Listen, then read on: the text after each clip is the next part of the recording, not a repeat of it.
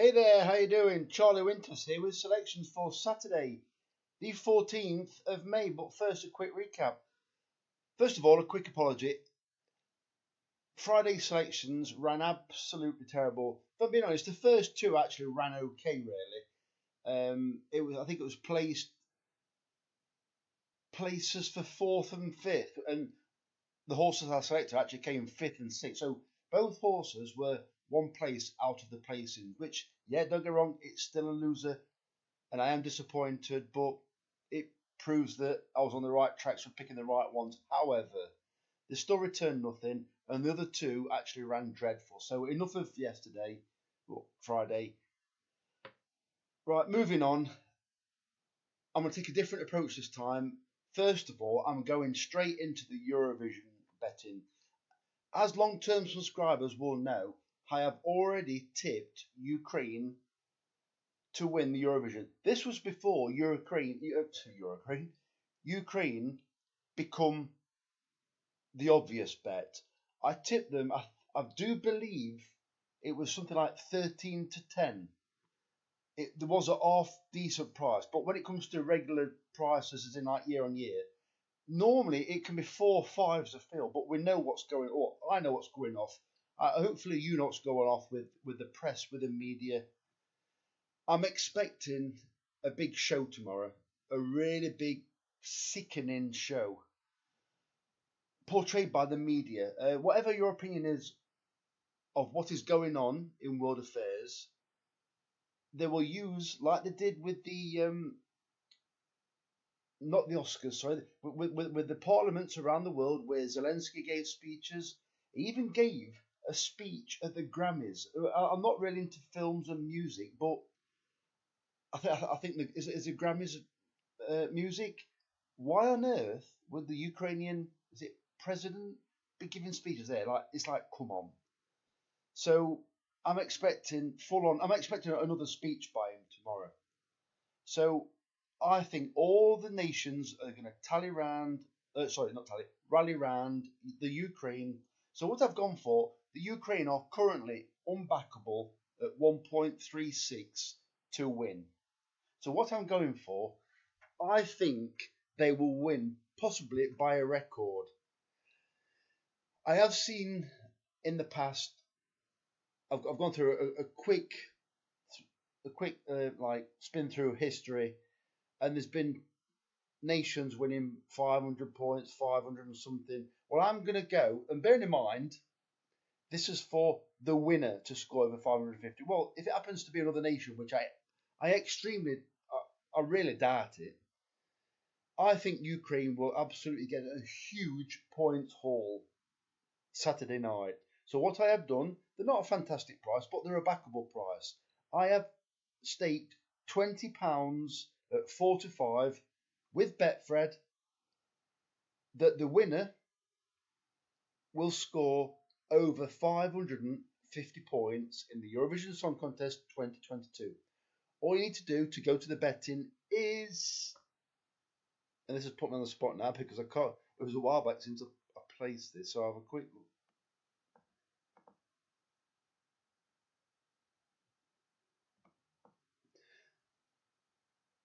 That's right, I'm going to skip that. Basically, it was all sports, and then I believe it was TV and music or something like that. But anyway, you're not bothered about that. The price was still there when I last placed it. Let's get straight onto the horse racing now. So, I've had a few problems with Skybet trying to deposit. I don't know if my card's expired, but I am currently in chat with them. So, I haven't actually put the bet on. But what I will do in a video, probably Monday, because there won't be any Sunday selections more than likely, I'll post a screenshot of my bet that I placed. So the first selection, and this is a 50p each way, lucky 15, and £1 each way on each selection. First of all, the first selection is not really an each way selection price, but my eyes are all over this one. It's called Israr in the 245 at Newbury, paying 5 places instead of 3. This one basically needs to win.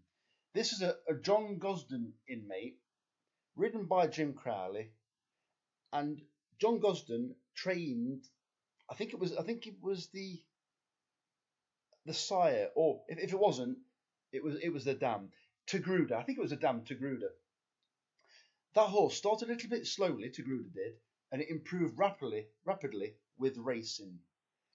This horse, Israr, looks exactly like the same ilk as that horse. It is really progressing, and the fact is, it ran a cracker off an official rating of 89. It is off the same mark. I think it could post a Racing Post rating in the low hundreds, which I believe will be enough to win this race. I can't see it coming out of places, but I do think this horse will win. It's a competitive race. John Gosden knows the time of day with these horses. I think it's got an absolute cracking chance. The ground's fine for it. When looking back, it was either the Dam or the Sire had actually won on its only attempt at Newbury as well. So I think it's got an outstanding chance. There's not a single negative against it. So I really like that horse. But as we know, they can get beat. But yes, that is my first selection in a 50p each way, look 15, and £1 each way on each.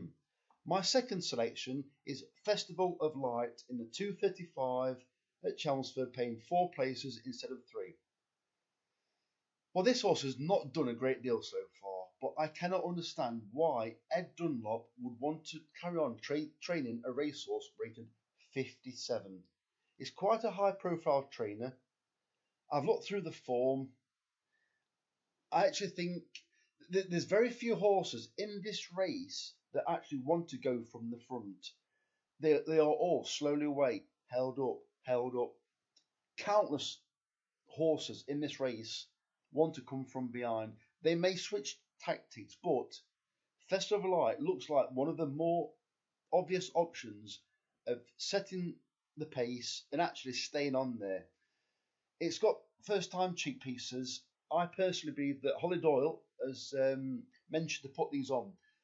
In the race this ran in last time, Ed Dunlop had 2 horses. He had a 33-1 shot that came actually second in that race at Windsor. Well, Festival of Light that day was 7-1, maybe about second or third favourite. So they did think it could have done something. I think that Holly Doyle said basically it's got a bit of talent. Get some cheapest on. You could see a different horse. I think 18-1 is far too big for this horse, trained by Ed Dunlop. I think it's got a cracking chance. The third selection is Tinto at 9-2 in the 5-4 at Thirsk, paying 5 places instead of 3. Tinto had its first run for Michael Dodds after leaving Amanda Perrott. Amanda Perrott, decent-ish trainer. She doesn't train as many winners as what she used to. Generally, she used to train winners at Goodwood. That seemed to be what she did. Well, she doesn't seem to train that many anywhere anymore. And this horse, Tinto, it ran a cracker on its debut for Michael Dodds. I do think it's got a cracking chance. It ran at Thirsk last time on its debut for Michael Dodds. I can't see it running a bad race. 92, yes, once again, it's not a cracking each way price, but I can't see it coming out the first 2, and they're paying first 5, so it's another tick. I see very few negatives about this horse. I think it's going to run a cracking race, and that's the third selection. The fourth selection is Hurricane Alley at 17-2 in the 215 at Bangor. This is paying 4 places instead of 3. That is a 50p each way, a 50p each way, look 15, and £1 each way on each selection. The football selections will be included in the description of this video no later than 11 AM. So I look forward to seeing you coming back. I understand we're a losing day Friday, but if you can do me a favour, if you could give me a like or a subscribe, I would absolutely love it. I would appreciate it. We've had some cracking days recently. Yep, a couple of awful days. I'm sorry if you're a new subscriber and you've witnessed a few of them bad days. Fingers crossed. I do really like tomorrow's selections or Saturday's selections.